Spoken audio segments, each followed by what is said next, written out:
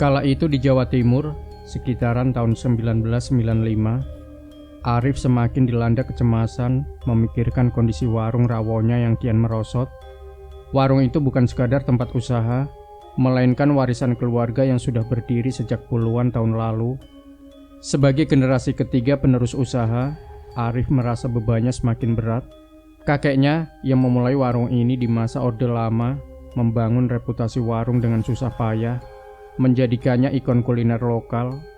Namun, sejak ayahnya meninggal 5 tahun lalu, tanggung jawab itu sepenuhnya di pundak Arif, membuatnya tak punya pilihan selain melanjutkan usaha keluarga. Meski hatinya tak sepenuhnya di sana, ibunya sering mengingatkannya tentang pentingnya menjaga resep rahasia keluarga, sesuatu yang telah diwariskan secara turun-temurun. Resep itu, katanya, adalah pemberian seorang sahabat kakeknya yang pernah berjuang bersama melawan penjajah Belanda. Kisah tentang sahabat itu yang gugur tertembak oleh pasukan Belanda selalu menjadi pengingat bagi Arif betapa berharga resep tersebut.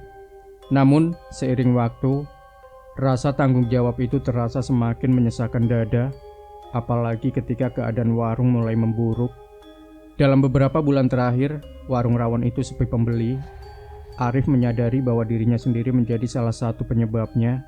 Dia tak lagi mencurahkan perhatian penuh pada warung, terlalu sibuk dengan bisnis properti barunya. Namun, petualangan di bidang properti itu berakhir tragis. Baru seminggu lalu, Arif menyadari bahwa dirinya telah menjadi korban penipuan oleh rekan bisnis yang tak jujur. Proyek perumahan yang diharapkan memberi keuntungan besar ternyata hanyalah skema kosong. Menuntut keadilan pun hanya akan menambah beban pikiran dan menguras sumber daya yang sudah sangat terbatas. Kehilangan besar itu menghantam Arif, membuatnya semakin sulit fokus pada warung yang sudah lama dia abaikan. Di tengah situasi tersebut, tekanan dari keluarganya menambah beban mental yang harus dia tanggung. Ibunya, yang dikenal tegas dan keras, menjaga martabat keluarga, bahkan mengancam akan menyerahkan warung itu kepada adik Arif yang baru lulus kuliah jika kondisi tak kunjung membaik. Ancaman itu terasa seperti ultimatum, mengingat ibunya memang bukan orang yang suka berbasa-basi dalam urusan keluarga. Arif tahu betul bahwa martabat keluarga mereka, setidaknya di mata ibunya, sangat bergantung pada kejayaan warung tersebut. Tekanan ini membuat Arif gelisah dan merasa seolah tak punya jalan keluar. Meski berbagai upaya telah dilakukan untuk menarik pelanggan kembali, hasilnya tetap nihil. Arif mencoba berbagai strategi, mulai dari promosi hingga mengubah pola pelayanan, tetapi semuanya hanya membawa perubahan kecil yang tak signifikan.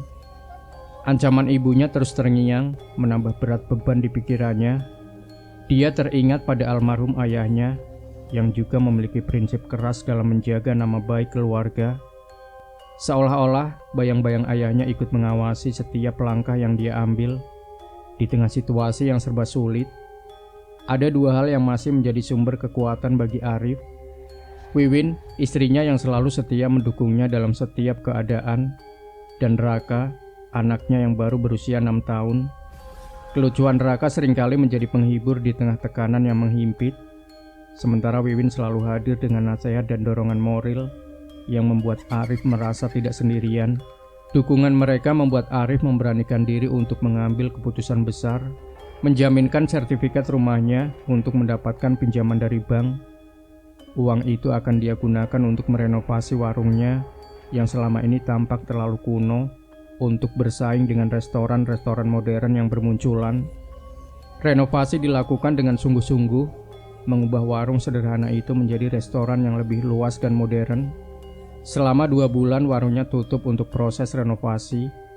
Saat akhirnya kembali buka, hasil kerja keras itu terlihat nyata.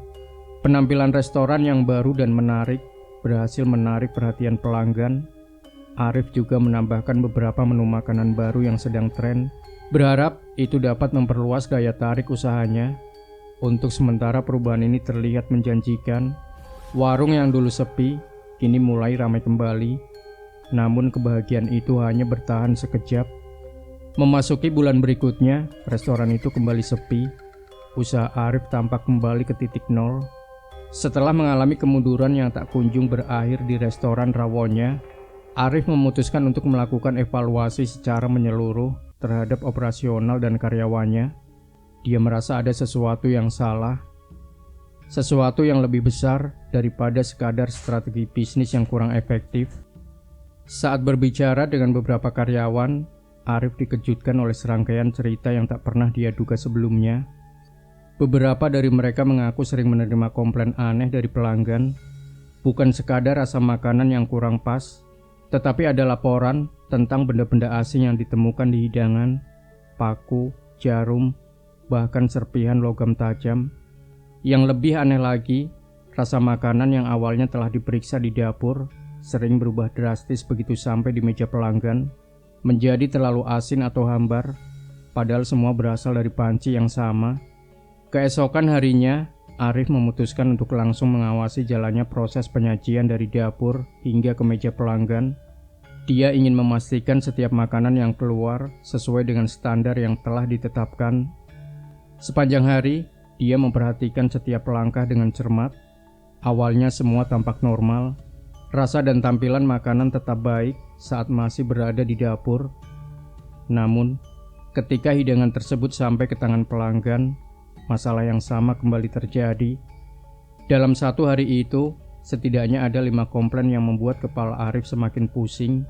Dia tak bisa menemukan alasan logis di balik perubahan aneh tersebut. Di tengah kebingungannya, salah satu karyawan bernama Dito memberanikan diri untuk memberikan saran yang tak biasa. "Pak Arif, saya rasa ini bukan masalah biasa. Ini serangan gaib," katanya sambil setengah berbisik. Dia melanjutkan dengan menyarankan agar Arif menemui seorang dukun kenalannya yang terkenal di desanya, seorang pria bernama Mbah Timo. Awalnya, Arif menolak mentah-mentah. Dia adalah tipe orang yang lebih percaya pada fakta dan logika daripada hal-hal mistis. Namun semakin dipikirkan, semakin dia merasa tidak punya pilihan lain. Kejadian-kejadian aneh itu terlalu sulit dijelaskan dengan akal sehat. Dengan perasaan berat hati, dia akhirnya menyetujui usulan Dito. Malam itu, ditemani Dito, Arif berangkat menuju rumah Mbah Timo yang berada di desa terpencil. Perjalanan itu memakan waktu hampir 1 jam menggunakan sepeda motor. Jalanan yang gelap dan sepi hanya memperkuat suasana misterius yang menyelimuti perjalanan mereka. Ketika akhirnya sampai, rumah Mbah Timo tampak seperti rumah tradisional Jawa pada umumnya, sederhana, tetapi memancarkan aura yang berbeda. Namun, yang membuat Arif terkejut adalah pemandangan di dalam rumah. Mbah Timo yang sudah berusia sekitar 70 tahun, tinggal bersama 3 istri yang semuanya berusia belasan tahun. Istri-istri itu tampak muda dan cantik, lebih cocok menjadi cucu daripada pasangan hidup seorang pria seusia Mbah Timo. Pemandangan ini membuat Arif berpikir bahwa Mbah Timo pasti memiliki kemampuan luar biasa, sebab tak mungkin hal itu terjadi tanpa bantuan ilmu yang dahsyat. Setelah mereka dipersilakan duduk, Arif mengutarakan maksud kedatangannya. Dia menceritakan masalah yang dialami restorannya, termasuk kejadian-kejadian aneh yang tak masuk akal. Dengan tenang, Mbah Timo mendengarkan sambil sesekali memejamkan mata, seolah-olah sedang menerawang sesuatu yang tak terlihat. Setelah beberapa saat, dia membuka mata dan dengan suara pelan tetapi penuh keyakinan berkata, "Mas Arif, itu jelas serangan gaib. Restoran sampean sedang diganggu makhluk kiriman seseorang. Kemungkinan besar, ini ulah pesaing." Arif tertegun mendengar penjelasan itu.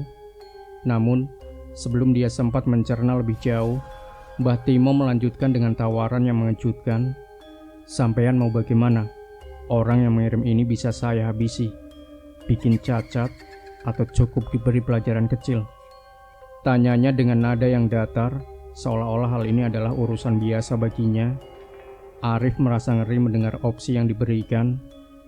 Baginya, jalan kekerasan bukanlah pilihan.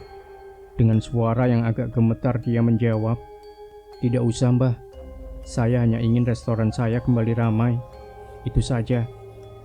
Mbah Timo mengangguk, tetapi dia tidak berhenti memberikan penjelasan yang membuat Arif semakin gelisah. Menurutnya, dalam dunia bisnis, terutama di lingkungan seperti restoran Arif, Pesaingnya seringkali melibatkan hal-hal yang tidak kasat mata. Banyak pengusaha di sekitar kawasan itu yang katanya menggunakan cara-cara gaib untuk menjatuhkan pesaing. Mendengar jawaban Arif yang penuh keraguan dan ketakutan, Mbah Timo hanya tertawa kecil. Tawanya renyah, tetapi memancarkan aura yang aneh, seperti seorang guru yang memahami kelemahan muridnya. "Sampean ini orang baik," katanya sambil mengusap jenggot putihnya yang panjang. "Jarang ada orang yang meskipun terdesak, tetap tak ingin membalas keburukan dengan keburukan. Itu sifat yang mulia, Mas Arif." Setelah itu, Mbah Timo mengambil beberapa buntalan kecil dari rak kayu di belakangnya. Buntalan-buntalan itu terbungkus kain putih dan mengeluarkan aroma khas, campuran kemenyan, dan ramuan lain yang tak dikenal oleh Arif. "Ini isinya kemenyan khusus," kata Mbah Timo sambil menyerahkan buntalan itu kepada Arif. "Taburkan ini di restoran sampean dan bakar setiap hari selama 3 hari berturut-turut. Ritual lainnya biar saya saja yang urus dari sini." Sebelum Arif sempat beranjak pergi, Mbah Timo membisikkan sesuatu yang membuatnya ragu. "Oh ya Mas Arif," katanya dengan nada yang penuh godaan, "kalau sampean mau cepat kaya, saya juga punya penglaris yang sangat ampuh. Tapi itu nanti saja, kalau sampean benar-benar butuh." Arif hanya mengangguk dengan canggung. Tawaran itu terasa menggoda, tetapi dia belum merasa siap untuk melangkah sejauh itu. Keesokan harinya, Arif mengikuti semua instruksi yang diberikan oleh Mbah Timo dengan hati-hati. Dia membakar kemenyan dan menaburkan abunya di sudut-sudut restoran, memastikan tidak ada langkah yang terlewatkan. 3 hari berlalu dan hasilnya cukup mengejutkan. Tidak ada lagi komplain dari pembeli tentang rasa atau benda-benda aneh di makanan. Pelanggan yang datang pun perlahan mulai bertambah. Meskipun peningkatan itu belum cukup signifikan untuk menutup beban angsuran bank yang terus membayanginya. Dalam 2 bulan terakhir, Arif harus bekerja keras hanya untuk membayar cicilan. Bahkan dengan berat hati, dia terpaksa menjual beberapa perhiasan milik Wiwin, istrinya, demi menutup kekurangan. Di tengah keputusasaan itu, Arif teringat bisikan Mbah Timo tentang penglaris. Ide itu terus mengusiknya, seperti bisikan halus yang semakin lama semakin sulit diabaikan. Dia mulai berpikir, mungkin inilah saatnya mencoba solusi yang lebih ekstrim. Ketika restoran tutup malam itu, Arif mendekati Dito dan meminta ditemani kembali ke rumah Mbah Timo. Namun kali ini Dito menolak dengan tegas. "Pak Arif, kemarin saya memang menyarankan karena kondisinya darurat. Tapi sekarang restoran sudah mulai membaik. Jangan sampai sampean melibatkan diri lebih dalam dengan hal-hal seperti itu. Biasanya orang yang pakai penglaris akan mengalami hal buruk di kehidupannya." Penolakan itu membuat Arif kecewa. Namun desakan finansial yang terus menghimpit membuatnya tak punya pilihan. Kekhawatiran akan rumahnya disita oleh bank mendorong Arif untuk bertindak. Meski tanpa pendamping, ia memberanikan diri pergi sendiri ke rumah Mbah Timo. Saat sampai, Mbah Timo menyambutnya dengan tawa lebar. "Saya sudah tahu sampean bakal kembali, Mas Arif," ujarnya sambil mengisi pipa rokoknya dengan tembakau yang beraroma kuat. Setelah berbincang cukup lama, Arif akhirnya mengutarakan maksud kedatangannya. "Saya ingin penglaris itu, Mbah," katanya dengan nada yang hampir seperti bisikan. Mbah Timo tersenyum penuh kemenangan. Tanpa banyak basa-basi, dia mengajak Arif ke sebuah kamar khusus di bagian belakang rumahnya. Kamar itu gelap, hanya diterangi oleh cahaya redup dari lilin-lilin yang tertata di sudut ruangan. Aroma dupa dan kemenyan memenuhi udara, membuat Arif merasa sedikit muak, tetapi terlalu takut untuk berkata apa-apa. Ritual pun dimulai. Mbah Timo duduk bersila di lantai, memegang sebilah keris yang terlihat kuno dan penuh ukiran. Dengan gerakan perlahan, dia menancapkan keris itu terbalik di atas tungku kemenyan yang menyala. Asap tebal membubung, memenuhi ruangan dengan aroma mistis yang semakin pekat. Mbah Timo mulai melafalkan mantra dengan suara rendah, seperti gumaman yang tak jelas artinya. Tiba-tiba, keris yang ditancapkan itu mulai bergerak sendiri, bergetar dan berputar dengan sendirinya di atas tungku. Mata Arif membelalak, tubuhnya gemetar, tetapi dia tak mampu mengalihkan pandangannya. Lalu, Dari balik asap yang semakin pekat, sesosok bayangan muncul. Wujudnya menyerupai pocong dengan wajah yang menyeramkan dan mata yang melotot tajam. Pocong itu melayang mendekat, tubuhnya bergetar seiring langkah waktu yang terasa melambat. Wajahnya begitu mengerikan hingga membuat Arif kehilangan kendali atas dirinya. Ketakutannya memuncak dan tanpa sadar tubuhnya lunglai. Arif pingsan di tempat itu juga, meninggalkan Mbah Timo yang tetap tenang melanjutkan ritualnya. Arif tersentak dari pingsannya ketika merasakan percikan air dingin di wajahnya. Di hadapannya berdiri Mbah Timo dengan senyum tipis. Tangannya masih menggenggam sebuah mangkok kecil yang berisi air. "Bangun Mas Arif," ujar Mbah Timo. Suaranya tenang, tetapi terdengar sedikit menggema di ruangan yang gelap itu. Arif perlahan bangkit, rasa pusing masih mendera kepalanya. Tetapi bayangan sosok pocong yang baru saja dia lihat terus menghantui pikirannya. Dia bertanya, tetapi bibirnya terasa keluh. Melihat kebingungan di wajah Arif, Mbah Timo segera menjelaskan, "Makhluk yang tadi sampean lihat itu adalah yang akan membantu restoran sampean laris. Dia akan ada di dapur, meludahi setiap makanan yang akan disajikan. Ludahnya itulah yang membawa tuah, membuat makanan sampean disukai pelanggan." Penjelasan itu membuat bulu kuduk Arif meremang. Gagasan bahwa makhluk gaib akan hadir di restorannya setiap hari terasa lebih menyeramkan daripada manfaat yang dijanjikan. Namun Mbah Timo yang tampaknya sudah biasa menghadapi keraguan seperti itu segera menambahkan, "Sampean tak perlu khawatir, saya yang akan urus semuanya. Ritual-ritual penting akan saya tangani sendiri dari sini. Sampean hanya perlu mengikuti beberapa langkah sederhana di restoran. Kalau sampean bersedia, semua akan berjalan lancar." Arif terdiam sejenak, pikirannya berkecamuk. Dia teringat pada beban pinjaman di bank yang terus menghimpitnya, membuat nafasnya terasa sesak.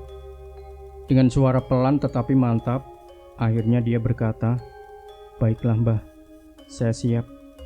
Mbah Timo pun menjelaskan langkah-langkah yang harus dilakukan Arif. Kemenyan harus dibakar setiap malam di restoran, ditemani dengan kembang 7 rupa dan semangkok darah ayam kampung. "Ingat Mas Arif," kata Mbah Timo dengan nada serius, "semua barang itu tak boleh dibawa ke rumah sampean. Mereka hanya untuk digunakan di restoran. Kalau sampai melanggar, efeknya bisa tak terkendali." Arif mengangguk sambil mencatat setiap instruksi dalam benaknya, berjanji untuk tidak menyimpang sedikit pun. Malam itu, Arif segera menuju restorannya untuk memulai ritual seperti yang diperintahkan. Namun, setibanya di sana, dia baru sadar bahwa kunci restoran dibawa salah satu karyawannya yang rumahnya cukup jauh. Waktu sudah terlalu larut untuk kembali mengambil kunci. Arif sempat ragu, tetapi dia tak punya pilihan selain membawa semua barang ritual itu pulang dan menyimpannya sementara di jok motornya. Besok pagi, semuanya akan dibawa kembali ke restoran. Pikirnya mencoba menenangkan diri. Namun, keesokan paginya sesuatu yang tak terduga terjadi. Saat sarapan bersama keluarga, Raka, anaknya yang baru berusia 6 tahun, tiba-tiba menjerit keras. Wajahnya pucat, matanya melotot, dan dia menunjuk ke arah Arif sambil berteriak, "Pocong!" Wiwin segera memeluk dan berusaha menenangkannya. Sementara Arif terpaku, jantungnya berdebar kencang. Setelah beberapa detik, Raka akhirnya tenang. Tetapi kejadian itu meninggalkan jejak mendalam di benak Arif. Dia langsung menyadari bahwa insiden itu pasti ada hubungannya dengan barang-barang yang dia bawa pulang. Tanpa membuang waktu, Arif segera menuju restoran. Dia memastikan semua barang ritual berada di sana dan langsung memulai apa yang diperintahkan oleh Mbah Timo. Kemenyan dibakar, kembang 7 rupa disebar, dan darah ayam kampung diletakkan di sudut dapur. Hari itu hasilnya benar-benar mencengangkan. Sebelum jam makan siang, semua dagangan di restorannya sudah ludes terjual. Pelanggan terus berdatangan, bahkan beberapa harus rela antri karena tempat duduk yang tersedia tak mencukupi. Arif merasa lega sekaligus takjub, namun dia memutuskan untuk menyimpan rahasia tentang keterlibatan Mbah Timo dari siapapun termasuk Dito. Ketika ditanya, dia hanya mengatakan bahwa dia batal pergi karena Dito tak mau menemani. Hari-hari berikutnya berjalan lancar. Restoran Arif kembali ramai, bahkan lebih dari sebelumnya.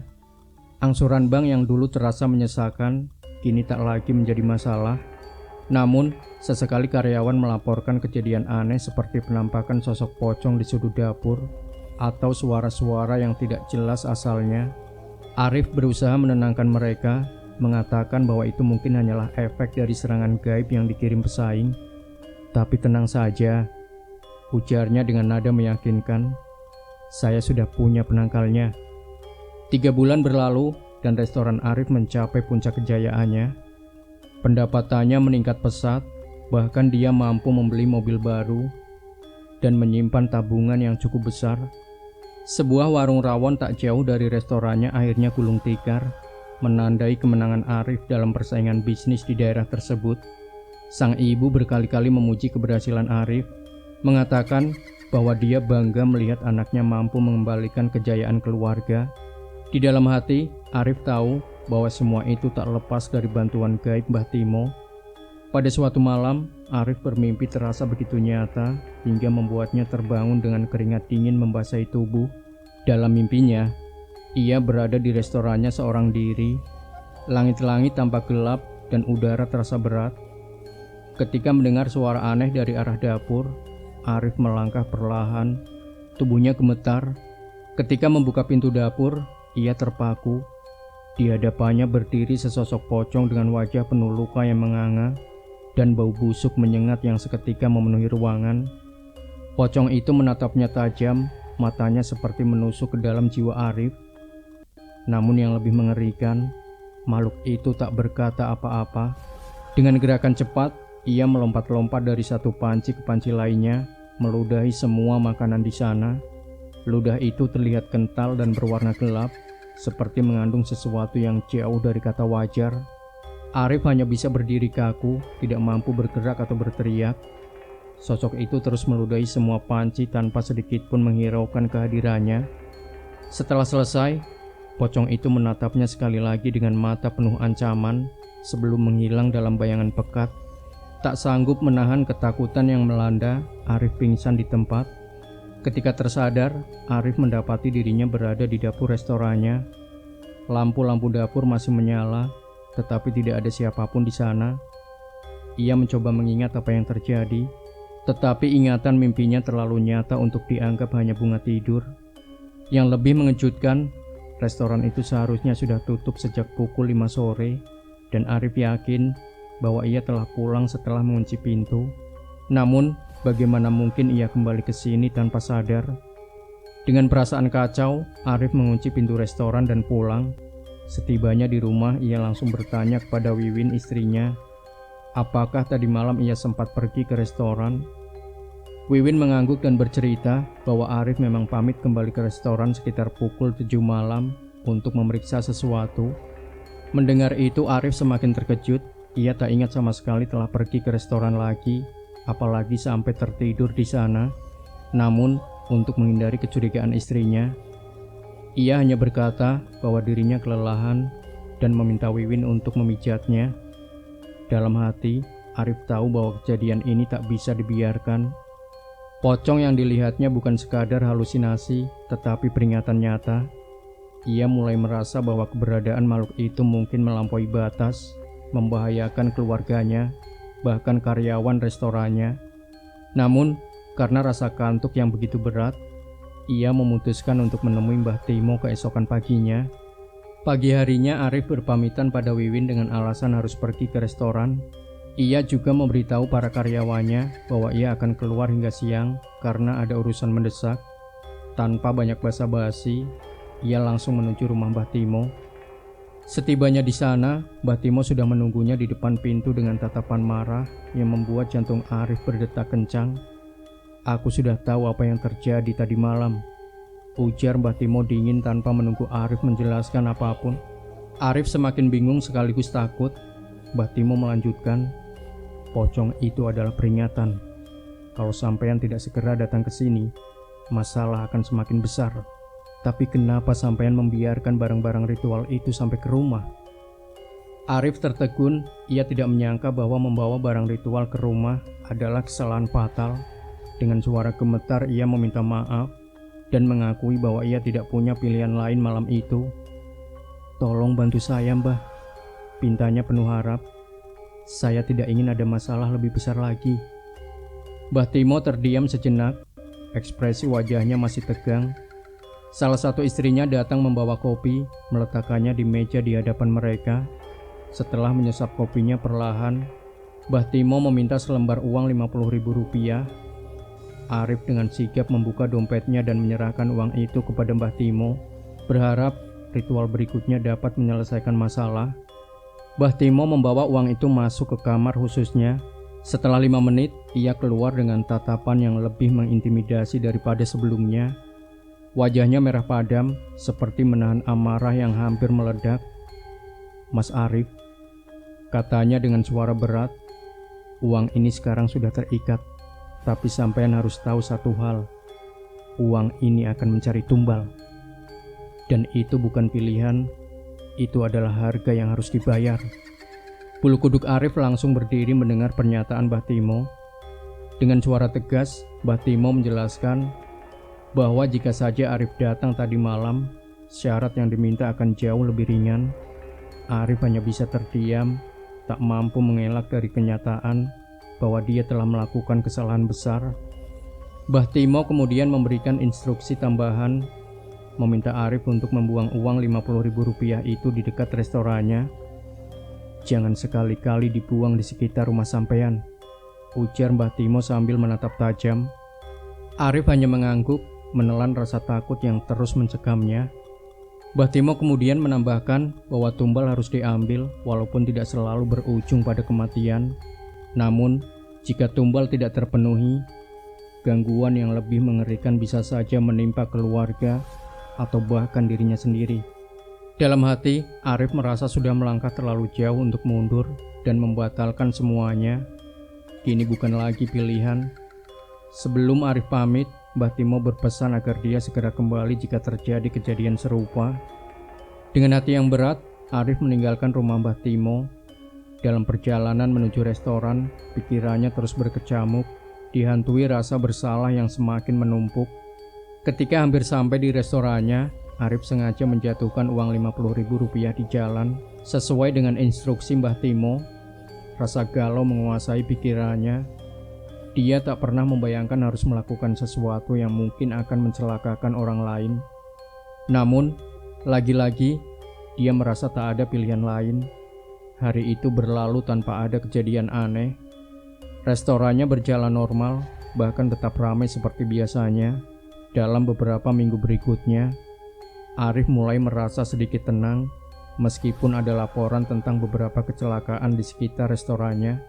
Dia teringat pada uang yang dibuangnya dan bertanya-tanya apakah kecelakaan itu ada hubungannya dengan tumbal yang disebutkan oleh Mbah Timo. Meski begitu, dia tidak pernah mendengar ada korban jiwa dari kecelakaan-kecelakaan tersebut, sehingga ia mencoba mengabaikannya. Waktu terus berlalu dan restorannya semakin maju. Permintaan rawon semakin meningkat, hingga suatu hari Arif meminta karyawannya untuk membuat rawon dalam jumlah yang sangat besar. Dalam hatinya, dia yakin semua akan habis terjual seperti hari-hari sebelumnya. Dan dugaan Arif benar, sekitar pukul 4 sore, seluruh dagangan habis. Perasaan puas melingkupi dirinya, tetapi tubuhnya terasa begitu lelah. Dia memutuskan untuk tidur sebentar di kursi panjang di dapur setelah menyuruh semua karyawannya pulang.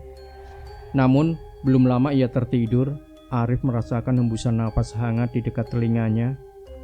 Ia membuka matanya perlahan dan terkejut luar biasa saat melihat makhluk itu berdiri di hadapannya. Pocong yang sama, dengan wajah penuh luka dan bau busuk menyengat, menatapnya tajam. Makhluk itu terlihat lebih menyeramkan daripada yang pernah Arif lihat sebelumnya. Tubuh Arif membeku dan ketakutan yang luar biasa membuatnya hanya mampu berlari keluar tanpa memikirkan apa-apa. Untungnya, dia sempat mengunci pintu restoran sebelum pergi. Dalam kepanikan, Arif langsung terngiang pesan Mbah Timo. Jika makhluk itu datang, dia harus segera menemui sang dukun. Malam itu juga, tanpa berpikir panjang, Arif memacu motornya menuju Mbah Timo. berharap menemukan jawaban atas kejadian mengerikan yang terus menghantui hidupnya. Arif sempat melirik jam tangannya pukul 7 malam dan rasa takut mendorongnya untuk segera bergegas. Dengan terburu-buru dia memacu sepeda motornya menuju rumah Mbah Timo. Pikiran Arif dipenuhi bayangan peristiwa di dapur restorannya dan pesan terakhir Mbah Timo yang terus terngiang. Jika pocong itu datang lagi, Arif harus segera menemuinya. Namun, setibanya di sana, dia disambut oleh kenyataan yang jauh lebih mengejutkan. Istri Mbah Timo yang membuka pintu mengabarkan bahwa Mbah Timo telah meninggal dunia 3 hari lalu. Berita itu membuat Arif terpukul sekaligus ketakutan. Dalam kebingungannya, dia hanya bisa mengucapkan belasungkawa dengan suara gemetar sebelum pamit pulang. Pikiran Arif kalut, sosok utama yang selama ini diandalkan untuk mencari solusi, kini telah tiada. Sepanjang perjalanan, pikirannya terus bertanya-tanya apa yang harus dilakukan selanjutnya. Dia bahkan mempertimbangkan untuk tidak membuka restorannya keesokan hari karena rasa takutnya semakin besar. Ketika melintas di depan restorannya, Arif memperlambat motornya. Tempat itu terlihat tenang. Tidak ada tanda-tanda kehadiran makhluk gaib atau gangguan apapun. Namun, ketenangan itu hanya berlangsung sementara. Beberapa menit kemudian, saat hampir sampai di rumah, Arif melihat kerumunan yang berkumpul di depan rumahnya. Perasaan tidak nyaman langsung menyergap, dan instingnya mengatakan sesuatu yang buruk telah terjadi. Begitu tiba, ibunya adalah orang yang pertama menyambutnya. Wanita itu memeluknya sambil menangis histeris. Arif yang merasa ada hal besar terjadi mencoba menenangkan ibunya. Tetapi dari tangisannya yang terbata-bata, dia mendengar kabar yang menghancurkan hatinya. Wiwin istrinya baru saja meninggal dunia. Dengan langkah tergesa Arif menyeruak masuk ke tengah kerumunan. Di ruang tamu jasad Wiwin terbaring kaku, dikelilingi beberapa tetangga yang turut berduka. Arif terjatuh berlutut di dekat tubuh istrinya, menangis terseduh tanpa mampu berkata-kata. Dari kejauhan, ibunya mencoba menjelaskan apa yang telah terjadi. Raka, putra mereka, kini diamankan oleh kakeknya di kamar belakang agar tidak terlalu terpukul oleh kejadian ini. Dalam tangisan, sang ibu menjelaskan kronologinya. Tadi malam, Wiwin dan Raka berniat menyusul Arif ke restoran. Raka meminta ditemani ayahnya ke pasar malam. Namun sesampainya di sana, restoran sudah terkunci dan Arif tidak terlihat. Wiwin sempat menemukan selembar uang Rp50.000 tak jauh dari restoran. Dia membawa uang itu pulang dan dalam perjalanan bertemu penjual bakso keliling. Sesampai di rumah, Wiwin meminta sang ibu mengambilkan mangkok untuk bakso tersebut. Namun setelah menyantap beberapa suap, Wiwin tiba-tiba tersedak. Nafasnya terasa tersekat dan dia terjatuh sambil memegang dadanya. Meski sudah berusaha diselamatkan, naas nyawanya tidak tertolong. Sang ibu hanya bisa bersyukur bahwa di saat-saat terakhirnya, Wiwin sempat menyempurnakan ucapan syahadatnya. Tangisan Arif semakin pecah mendengar penuturan itu. Hatinya seolah hancur berkeping-keping. Kehilangan Wiwin begitu mendadak dan rasa bersalah mulai merayap di hatinya. Meski dia tahu, ajal sepenuhnya adalah kehendak Tuhan. Langkah sesat yang pernah diambilnya membuatnya merasa bertanggung jawab atas apa yang terjadi. Atas kesepakatan keluarga, jenazah Wiwin disemayamkan keesokan paginya. Pemakaman berlangsung dalam suasana duka mendalam. Setelah semua tamu pulang, Arif masih tertinggal sendiri di depan nisan baru itu. Air matanya terus mengalir, membasahi tanah yang masih basah. Dia mengucapkan permintaan maaf berkali-kali di depan nisan istrinya, merasa bersalah atas jalan gelap yang telah dia tempuh. Dalam kesendiriannya, Arif berjanji di dalam hati, dia bertekad untuk berubah dan menjauhkan diri dari segala bentuk langkah keliru yang pernah dia ambil. Namun yang paling penting, dia berjanji akan menjaga Raka dengan segenap jiwa dan raga. Arif tahu bahwa kini hanya ada Raka yang menjadi alasan untuk melanjutkan hidup, dan dia tidak akan pernah membiarkan anaknya menjadi korban dari pilihan-pilihan salahnya.